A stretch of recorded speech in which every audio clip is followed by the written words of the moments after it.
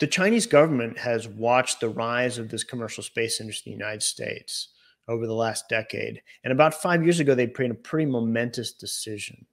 They decided that it was going to be okay for private companies, quote, they decided it was going to be okay for, quote, private companies in China to start licensing technology from the Chinese institutions. So the Chinese Space Agency, the Chinese Rocket Corporation, they might have ideas or technology that they weren't going to be using, but that private companies might be able to commercialize. And so the idea was then that entrepreneurs in China could go out and secure private funding and then take a solid rocket from China or a rocket engine or something like that and really, try to build a commercial market. Because what China recognized is that in the United States, there was so much activity and innovation coming from the commercial space sector that was really where the future advantage of the United States was going to be in space flight and space exploration. And so they wanted to stimulate that kind of environment.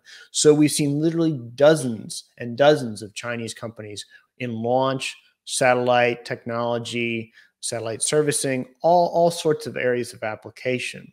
And in particular in areas of launch, it's been interesting because there's been a lot of these companies that have actually mimicked what SpaceX has tried to do.